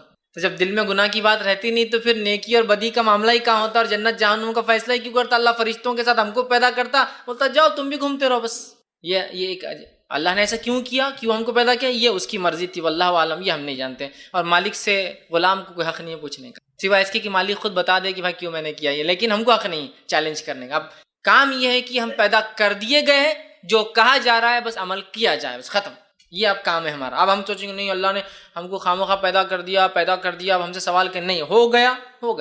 اب جو بتایا جا رہا ہے وہ کرنا ہے. کیوں کیا وہ بعد میں اللہ تعالیٰ کا فضل ہوگا ہم پہ رحم کی، بتا دے نہ بھی بتائے تو اس کی مرضی. سمجھ رہا بات کو؟ تو پیدا کر دیا، اب کام کرنا ہے ہم کو، اچھے نیکی کرنا ہے، یاد رکھیے. تو یہاں دیکھیے کہ اللہ تعالیٰ نے جس کو دنیا میں جس نے خوف کھایا تو ہم دیکھیے خشیت الہی کی اہمیت، آخرت میں امن میں رہ گیا. اور دنیا میں جس نے موج مستی کر لی، منمانی کر لی، دنیا کی زندگی گزار لی اس کے مطابق اچھی، تو آخرت میں اس کو بہت ڈرنا پڑے گا اپنے رب سے. تو 2 خوف اور 2 امن کبھی جمع نہیں کرتا اللہ تعالیٰ ایک بندے پر. صحیح بخاری کی ایک روایت ہے، اور اس روایت کے اندر بھی دیکھیے ایک شخص کا خوف الہی، اللہ کا ڈر، اللہ سے جو وہ ڈرتا تھا، گاڈ فیئرنگ تھا وہ، اس ڈر نے اس کے ساتھ کیا کیا ذرا سنیے. صحیح بخاری کی روایت ہے، ابو ہریرہ رضی اللہ عنہ حدیث کے راوی فرماتے نبی اکرم صلی اللہ علیہ وسلم نے فرمایا، کہا کہ تم سے پہلے زمانے میں ایک شخص تھا، اس شخص کی جب موت کا وقت قریب آیا تو اس نے اپنے بیٹوں کو بلا کر کہا جب میں مر جاؤں تو مجھے جلا دینا، جلا کے میری راکھ کو پیسنا اور مختلف پہاڑوں پر مختلف زمین پہ جا کر اس کو ہوا کے ساتھ اڑا دینا. کیوں؟ تو آگے وہ کہتا ہے جلا دینا اور میری راکھ پیس کر ہوا میں اڑا دینا. اللہ کی قسم اس نے مجھ پر اگر گرفت کی تو مجھے سخت سزا دیں گا، اور ایسی سزا کہ کسی کو اس نے نہیں دی ہوں گی. بیٹوں سے کیوں کہا اس نے مجھے جلا کے اڑا دینا؟ کہ اللہ کی قسم میں نے اتنے گناہ کیے زندگی میں کہ اللہ میری مرتے ہی گرفت کریں گا، اور ایسی سخت گرفت کریں گا میرے گناہوں کی وجہ سے کہ جیسی گرفت اس نے کسی کی آج تک کی ہی نہیں ہوں گی. مطلب وہ انسان بہت زیادہ گناہ کر چکا تھا، اور اس کا اللہ سے جو ڈر تھا اس گناہوں کی وجہ سے، اس ڈر نے اسے مجبور کیا کہ اپنے بیٹوں کو ایسی وصیت کرے. اس کے بیٹوں نے چونکہ اس نے وصیت کی تھی، وہ مر گیا، اسے جلایا، اس کی راکھ کو پیسا اور الگ الگ جگہ پہ اڑا دیا. اللہ رب العزت نے جو ہے فوراً حکم دیا زمین کو، اور ایک حکم سے وہ آدمی جمع ہو کے اللہ کے سامنے کھڑا ہو گیا. اب اللہ نے اسے سوال کیا، میرے بندے کیوں کر کے آیا تھا ایسی وصیت دنیا میں کہ مجھے جلا دینا، جلا کے اڑا دینا الگ الگ جگہ، کیوں کر کے آیا تھا ایسی وصیت؟ تو وہ جو ہے حکم دے تو وہ جمع ہو گیا، وہ شخص زندہ تیار ہو گیا. اللہ نے پوچھا، اللہ نے اسے فرمایا تجھے کس چیز نے ایسا کرنے پر آمادہ کیا؟ تو اس نے کہا اللہ تیری خوف نے، میرے گناہ اتنے زیادہ تھے دنیا میں کہ تیرا ڈر مجھے لگا کہ میرے رب کے سامنے کیا جواب دوں گا، رسوا ہو جاؤں گا نا اللہ کے سامنے، تو میں کیا جواب دوں گا؟ تیرے ڈر نے مجھے یہ مجبور کیا. اللہ رب العزت اس کے اس ڈر سے اتنا خوش ہوا کہ اسے بخش دیا اور مغفرت کر دی. خوف الہی اتنی بڑی چیز ہے کہ ایک گناہ گار انسان کے گناہ بھی بخشے جا سکتے ہیں اگر حقیقی اللہ کا ڈر ہو. یہ نہیں کہ بس نماز ہوئی، نماز کے بعد کچھ تو بھی کرے توبہ توبہ توبہ.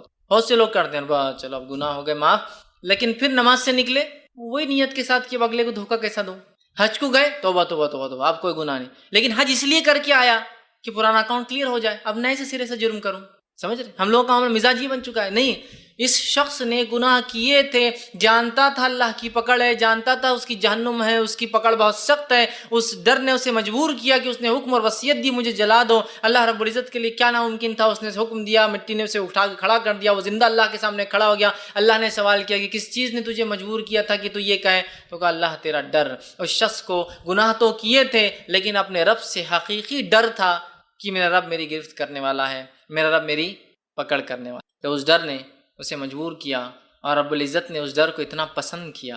اللہ پسند کرتا ہے جو بندے اس سے ڈرتے ہیں، توبہ کرتے ہیں، کہ اس نے معاف کر دیا۔ اللہ کا ڈر سے مراد یہ ہے کہ ہم گناہوں سے بچیں، نیکیوں کی طرف آمادہ ہو، اچھے کام کرے، برائی سے اپنی نفس کو روکے۔ یہ بات یاد رکھیے، نہیں تو اللہ کا ڈر بولے تو بس کچھ تو بھی آپ ڈر سمجھ رہے، توبہ کر رہے پھر معاملہ نہیں، حقیقی ڈر۔ تو اس شخص کو حقیقی ڈر تھا اپنے گناہوں کی وجہ سے کہ میں جہنم میں نہ جاؤں۔ اللہ رب العزت نے اس کو جو ہے معاف کر دیا اس کے ڈر کی وجہ سے۔ تو اللہ کا ڈر بڑی اہم چیز ہے۔ آئیے اسی طرح جو اللہ کے ڈر کہ اس حدیث سے معلوم ہوتا ہے کہ اللہ کتنا معاف کرنے والا ہے، کہ اگر اس سے کوئی ڈرا تو وہ معاف کرتا ہے۔ اور اللہ تعالیٰ کے عرش کے سائے کے نیچے کون کھڑے ہوں گے؟ ان کھڑے ہونے والوں میں سے بھی ایک شخص وہی ہے جو اللہ سے ڈرتا تھا۔ حدیث صحیح بخاری کی، اور آپ صلی اللہ علیہ وسلم نے فرمایا کہ سبعۃ یظلھم اللہ فی ظلہ یوم لا ظل الا ظلہ، کہ 7 لوگ ایسے ہیں جو اس روز سائے میں ہوں گے جس روز کی اللہ کے سائے کے علاوہ کوئی سایہ نہیں ہوگا۔ 7 لوگ، 7 پیپل، مطلب 7 وہ لوگ جو اللہ کے سائے کے نیچے ہوں گے اس روز جس روز اللہ کے سائے کے علاوہ کوئی سایہ نہیں ہوگا۔ پہلا کون ہے؟ انصاف کرنے والا بادشاہ۔ پہلا شخص جو اللہ کے سائے میں روز قیامت ہوگا وہ انصاف پسند حکمراں، بادشاہ، خلیفہ، لیڈر یا جج جو ذمہ دار ہو لوگوں کے اندر فیصلہ کرنے، انصاف پسند پہلا انسان۔ دوسرا فرمایا اور کہا اس جوان کو جو شروع جوانی سے اللہ کی عبادت کرتا رہا ہو، ایسا نوجوان جس کی جوانی کی ابتدا سے جوانی کی انتہا تک وہ اللہ کی عبادت کرتا رہا ہو، مطلب اس کا جوانی کا فیز سٹارٹ سے اینڈ تک وہ اللہ کی عبادت میں گزرا ہو۔ اور انسان جوان ہوتا ہے 10 سال سے، بالغ ہو جاتا ہے نا 10 سال کے اسلام میں، اس لیے عبادتیں فرض ہو جاتی ہے۔ 10 سال سے شروع ہوتا ہے تو کم و بیش یہ عمر کا جو ہے 30، 33 یا 35 سال تک یہ چلتا ہے۔ کہ سب سے حدیث میں الفاظ ہے نا، انسان جنت میں اس حالت میں جائیں گا جو دنیا میں سب سے خوبصورت تھا، اور وہ اپنی عمر کے مرحلے میں 30 سے 33 کے بیچ کی عمر ہوگی، مطلب 30 سے 33 کی عمر اس کی ایسی عمر ہوتی ہے جس عمر میں سب سے زیادہ طاقتور ہوتا ہے، اور اس کے بعد پھر ڈھلان شروع ہو جاتی ہے 33 کے بعد، بیماریاں یہ وہ ڈھلتے جاتا ہے۔ تو اسی لیے میں بھی یہ کہہ رہا ہوں کہ 10 سے لے کر کم و بیش 30، 33، 35 تک یہ پیریڈ ہے، یہ جوانی کہلائیں گا، جو کہ آپ دیکھیے 25 سال کا کم و بیش مرحلہ ہو رہا ہے۔ تو جس کی ابتدا جوانی کی کیسے ہوئی؟ جس کی جوانی کی ابتدا ہوئی عبادت میں، اور جس کی جوانی کی انتہا مطلب اس نے اپنی ساری جوانی کو اللہ کی عبادت میں گزارا، ایسا بھی انسان جنت میں ہوگا۔ یہ بڑی اہم چیز ہے۔ اور آج افسوس کی بات ہے ہم نوجوان اپنی زندگیوں کو کیا کرتے ہیں؟ گناہ اور معصیت میں گزارتے ہیں۔ دیکھیے آپ کالج لائف، اسکول لائف کے ایک مرحلے سے آدمی جب ہائر اسکول میں آتا ہے وہ جوان ہو جاتا ہے، 8th اسٹینڈرڈ، وہاں سے لے کر اپنے زندگی پورے کالج لائف، ہمارے نکاح اور ہماری عمر کے 30-35 سال تک ہم صرف معصیت اور گناہ کے کام کریں اللہ، اور اس کے بعد پھر توبہ توبہ توبہ توبہ توبہ، جب عمر ڈھلنے لگی، بیماریاں لا کے لپٹ گئی، اور جس میں ساتھ دینا چھوڑ دیا، سماج نے ساتھ دینا چھوڑ دیا، مال کمانے کی طاقت نہیں رہی، تو پھر توبہ چالو ہو گئی اور اللہ سے بس گڑ گڑا رہے ہیں، دعائیں کر رہے ہیں۔ تو جس نوجوان کی جوانی اللہ کی عبادت میں گزریں گی، دوسرا وہ شخص ہے۔ تیسرا وہ شخص ہے جو شخص جس کے دل مسجد میں لٹکا ہوتا تھا، کہ ایک نماز پڑھتا ہے تو دوسری نماز تک اس کا دل لٹکا ہوا ہوتا ہے بیچ میں، کہ کیا ہو رہا ہوگا، کہ میں لیٹ نہ ہو جاؤں، کہ مجھ سے نماز نہ چھوٹ جائے، کہ تاخیر نہ ہو جائے، کہ جماعت نہ مجھ سے چھوٹ جائے، کہ رکعتیں نہ مجھ سے، اس کا دل مسجد میں اٹکا ہوا ہوتا ہے۔ تیسرا شخص وہ ہے۔ چوتھا شخص وہ ہے وہ آدمی جس نے اللہ کے لیے دوستی کی ہو اور زندگی بھر دوست رہا ہو، اور اس کی جدائی تک اس دوست سے اس کی دوستی، مطلب جمع بھی ہوا اللہ کے لیے اور جدا بھی ہوا اللہ کے لیے، مطلب 2 لوگ جو ملتے ہیں اللہ کے لیے اور جدا ہوتے ہیں اللہ کے لیے۔ تو ایک معنی یہ کہ دنیا میں اگر ملے بھی تو اللہ کے لیے، اگر الگ بھی ہو رہے تو اللہ کے لیے۔ ایک معنی یہ کہ ملنے سے ختم ہونے تک اللہ کے لیے ساتھ رہے، مطلب شروعات بھی دوستی کی اللہ کے لیے بھی، اور مر بھی گئے ٹوٹنے تک اللہ کے لیے ہی دوستی رہی۔ یہ ایک معنی ہے، رہے ساتھ بھی تو اللہ کے لیے، جدا ہو بھی تو اللہ کے لیے۔ آج ایسی دوستی ہم کہاں دیکھتے ہیں؟ ہم رہے ہیں ساتھ کسی کے معصیت اور گناہوں کے لیے، معصیت گناہ چھوڑ دیا تو ہم دوستی بھی چھوڑ دیتے ہیں۔ سب سے زیادہ دوست اچھے کون ہے؟ جو پیسہ خرچ کرتا ہے، حرام کاری کروا رہا ہے، فلاں، یہ بہت اچھا دوست، ارے یار وہ بند کر دیا تو اپن نے جانا چھوڑ دیا اس کے بعد، ہے نا؟ تو یہ آدمی۔ اس کے بعد آپ فرماتے ہیں پانچواں وہ مرد جس کو ایک مرتبے والی خوبصورت عورت منہ کالا کرنے کے لیے بلائے اور وہ کہے میں اللہ سے ڈرتا ہوں۔ کیوں کہا مرتبے والی خوبصورت عورت؟ اس لیے ایک چیز تو اس کے مرتبے کی وجہ سے ڈر نہیں ہے کہ راز فاش ہوگا، اسٹرانگ لیڈی ہے نا، بہت اس کا مقام ہے، سمجھے؟ تو راز فاش ہونا ممکن نہیں ہوتا ہے، چھوٹے موٹے لوگوں کے راز جلدی فاش ہوتے ہیں، بڑے لوگوں کے راز فاش نہیں ہوتے ہیں۔ ایک تو مرتبہ ہونے کی وجہ سے وہ کیس دبا سکتی ہے, آسانی سے معاملات کو مٹا سکتی ہے, اس کا مرتبہ ہے نا. دوسرا نہ صرف مرتبہ ہے, وہ خوبصورت بھی ہے, اس میں ایک اٹریکٹیو پارٹ بھی ہے. ایک ڈر تو یہ کہ دنیاوی مشکل ہٹ جائیں گے اگر پکڑے بھی گئے تو, چونکہ وہ ایک بہت اونچے اثر رکھنے والی لیڈی ہے. دوسرا خوبصورت بھی ہے. اثر رکھنے والی خوبصورت عورت بلائے اور وہ کہے میں اللہ سے ڈرتا ہوں, اس لیے کوئی بدصورت عورت بلائے تو انسان ویسے بھی جاتا نہیں. اثر وثر نہیں تو اس کو کوئی اٹریکشن, سمجھ رہے آپ؟ تو خوبصورت بھی ہے, اثر رکھتی ہے اور بلا رہی ہے, اور یہ تب کہہ رہا ہے, حالانکہ ڈر نہیں ہے, دنیا کا ڈر نہیں, میں اللہ سے ڈرتا ہوں. اس کے بعد آپ فرماتے ہیں چھٹا وہ جس نے اکیلے جو ہے تنہائی میں چھپا کر صدقہ دیا ہو, ایسا صدقہ دیا ہو کہ ایک ہاتھ سے دیا ہو تو دوسرے ہاتھ کو نہ پتا, سیدھے ہاتھ سے دیا ہو تو الٹے ہاتھ کو نہ پتا. ایسا خاموشی میں اس نے ڈونیشن دیا, صدقہ دیا, چندہ دیا, عطیات دیتا تھا کہ ایک ہاتھ سے دیا تو دوسرے ہاتھ کو پتا نہیں. اس کا یہ ہرگز معنی نہیں کہ ایک ہاتھ چھپا کر دینا ہے. معنی یہ ہے کہ اس نے جب دیا تو کوئی شہرت نہیں چاہیے, کوئی نام نہیں چاہا, کوئی ریاکاری نہیں تھی, کوئی نہیں چاہتا تھا کہ وہ سلام کرے جھک کر کہ مجھے زکوٰۃ چندے صدقات دیتے ہیں, کچھ نہیں, دے دیا, معاملہ ختم ہو گیا. اور ساتواں وہ انسان عرش کے سائے میں ہوں گا. آپ سے فرماتے ہیں اور کہتے ہیں وہ شخص جس نے اکیلے میں تنہائی میں اللہ کو یاد کیا ہو اور اس یاد کرنے سے اس کی دونوں آنکھیں بہہ پڑی ہو, دونوں آنکھوں سے آنسو نکلا ہو. 7 لوگ جو اللہ کے سائے میں ہوں گے جس دن کوئی سائے نہ ہوگا, آخری 7واں انسان وہ ہے جو اللہ کے ڈر سے رویا ہو. ٹھیک, حدیث کے الفاظ ہے وہ شخص جس نے اکیلے تنہائی میں اللہ کو یاد کیا تو اس کی دونوں آنکھیں بھیگ گئی, بہہ پڑی. اور یہاں دیکھیں حدیث کے الفاظ, اکیلے تنہائی میں رویا ہو. اجتماعیت میں آدمی بہت رو لیتا ہے. مثال کے طور پہ کسی کا انتقال ہوا ہو تو آپ دیکھیے ہر تھوڑی دیر میں ایک لہر آتی غم کی اور رونے کی. جب کوئی نئے رشتے دار انٹروڈیوس ہوتے جاتے ہیں تو اتنی دیر سب کو رونا آتا. اب وہیں کوئی آدمی اکیلا کھڑے رہ کر روئے نہیں دیکھیں گے آپ کو کوئی. اکیلے رونا یہ آدمی کو تبھی آ سکتا ہے جب وہ بے انتہا اور بے لوث کسی سے محبت کرتا ہے انتقال پر. تو اسی طرح اللہ سے اکیلے میں ڈر کر رویا. اجتماعیت میں کوئی بھی رو لے رہا ہے, دعائیں ہوتی اجتماعیت, دیکھیں لوگ کتنا زور زور سے رو رہے ہیں. ان کے رونے کے مقابلے میں ان کی زندگی کے عمل نظر نہیں آ رہے کہ زندگی میں اتنا ڈر, جتنا رو رہا ہے اتنا ڈرتا ہو کہ معاملات میں اتنا صحیح ہو. تو اجتماعیت میں تو رو لیتے ہیں. علی بن ابی طالب رضی اللہ عنہ کے زمانے میں ایک انسان مسجد میں رو رہا تھا تو آپ نے فرمایا تیرا بہتر ہوتا اکیلے میں رونا, اس لیے کہ اکیلے میں رونے سے یہ فضیلت کو حامل ہو جاتا کہ اللہ کے لیے رویا نا اکیلے میں. تو دیکھیں حدیث, اکیلے میں اللہ کے لیے رویا. اجتماعیت میں لوگوں کے سامنے انسان رو لیتا ہے, اکیلے میں رونا یہ اصل چیز. تو اکیلے میں اللہ کے لیے رویا. خشیت الہی دیکھیے کہ اگر جو روتا ہے تو وہ عرش سائے میں ہے, جو ڈرتا ہے مر گیا تو جنت جا رہا ہے, مغفرت ہو جا رہی ہے. اللہ 2 خوف کو اور 2 امنوں کو جمع نہیں کرتا. اللہ نے اعلان کر دیں گا روز قیامت جو جہنم میں چلے بھی جائیں گے, نکال لاؤ جو ایک بار بھی ڈرا ہوں اس. کتنی فضیلتیں خشیت الہی کی, اللہ کے ڈر کی, اور اس کے ڈر کی بنیاد پر اپنے اعمال کو تبدیل کرنا ضروری ہے. ورنہ صرف ڈر کی بات ہو رہی ہے, اعمال ویسے ہی چل رہے ہیں. ڈر کا معنی ہی تو یہ ہے. اسی طرح جو ہے مستدرک حاکم کی جو ہے ایک روایت ہے, اللہ کے رسول صلی اللہ علیہ وسلم فرماتے اور کہتے ہیں من ذکر اللہ ففاضت عیناہ من خشیت اللہ حتی اصیب الارض من دموعہ لم یعذب یوم القیامہ. دیکھیے حدیث کیا آپ نے فرماتے ہیں جو اللہ کو یاد کرے, اللہ کے خوف سے اتنا روئے کہ اس کی آنکھیں جو اس کے آنسو زمین پر گر پڑے تو قیامت دن اسے عذاب نہیں ہوگا. جو انسان اللہ کے ڈر سے روئے اور ایسا روئے کہ اس کے آنسو زمین پر گر پڑے, ایسے شخص کو اللہ رب العزت روز قیامت عذاب نہیں دیں گا. کتنی باتیں آ رہی ہے اللہ کے ڈر کے لیے. مغفرت کے وعدے, مغفرت کی جا رہی ہے. جہنمیوں کو صرف ڈر کی وجہ سے نکالا جا رہا ہے, عرش کے سائے میں صرف ڈر کی وجہ سے رکھا جا رہا ہے.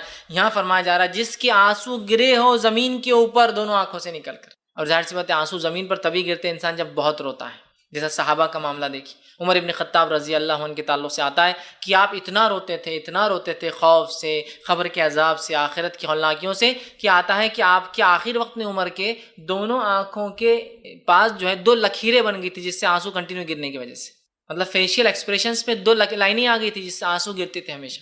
عثمان ابن عفان رضی اللہ عنہ کے تعلق سے آتا ہے اتنا کثرت سے روتے خبر کے پاس جب بھی بیٹھتے, چونکہ خبر سٹارٹ ہے, سوال جواب شروع ہو رہے ہیں, اللہ کا ڈر ظاہر سی بات انسان کو فرسٹ فیز میں ہو رہا ہے, تو اتنا روتے تھے کہ آپ جب روتے تھے خبر کے پاس تو آپ کے آنسو سے داڑھی بھیگ کر داڑھی سے جو ہے آنسو نیچے ٹپکتے. یہی معنی ہے حدیث کا.